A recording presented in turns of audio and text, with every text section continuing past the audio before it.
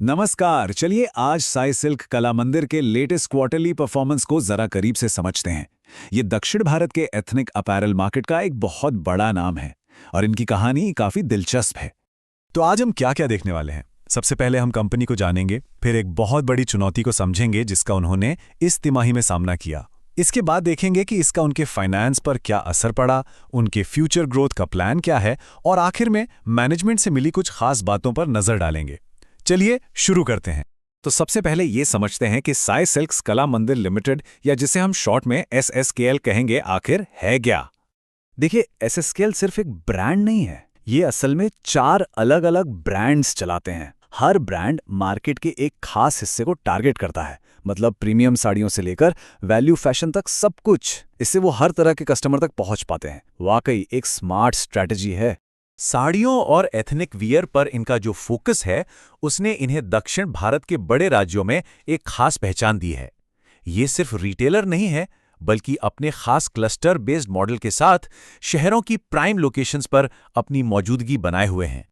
अच्छा, अब इस तिमाही के नतीजों को सही से समझने के लिए हमें उस माहौल को समझना होगा जिसमें SKL काम कर रहा था, और यहीं पर कहानी में एक बड़ा ट्विस्ट आता है।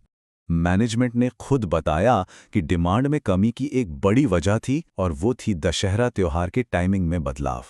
ये स्लाइड पूरी कहानी साफ कर देती है। देखिए, पिछले साल Q3 में दशहरा की वजह से जबरदस्त भीड़ और बिक्री हुई, लेकिन इस साल दशहरा पहले ही यानी Q2 में आ गया। इसका सीधा सीधा मतलब था कि इस तिमाही में दुकानों पर फुटफॉल यानी ग्राहकों का आना जाना कम रहा। तो इस कैलेंडर के फेरबदल का नंबर्स पर, उनके मुनाफे पर क्या असर पड़ा? चलिए आंकड़ों की दुनिया में चलते हैं। कम फुटफॉल की वजह से इस तिमाही का प्रॉफिट आफ्टर टैक्स यानी PAT 38.4 करोड़ रुपए रहा। लेकिन रुकिए, कहानी सिर्फ इतनी ही नहीं है। अगर हम सिर्फ इस एक तिमाही के आंकड़े को देखेंगे ना, तो हम एक बहुत बड़ी और जरूरी तस्वीर मिस कर देंगे।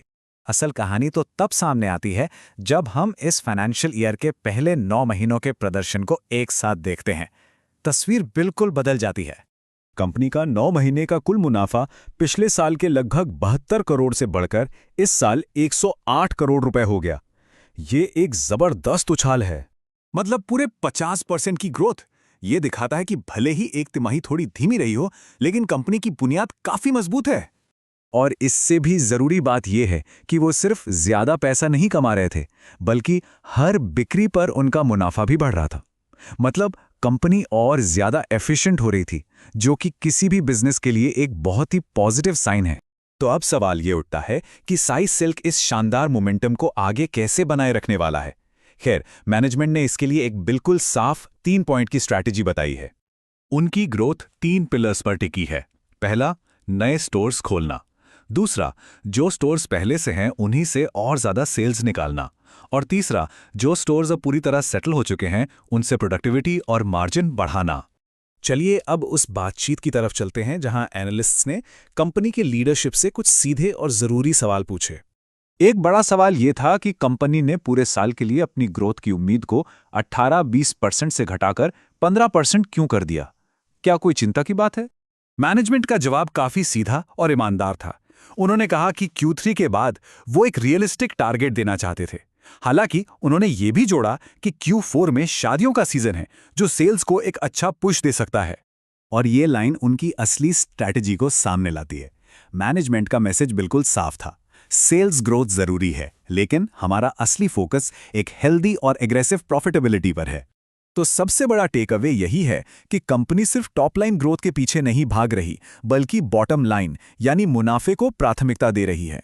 और ये हमें एक आखिरी सवाल पर छोड़ जाता है, क्या इस कॉम्पिटिटिव मार्केट में प्रॉफिटेबिलिटी पर यह फोकस लंबी दौड़ के लिए सही कदम है? अगर ये विश्लेषण काम का लगा तो इसे जरूर शेयर करें ताकि और लोग भी इसे समझ सकें।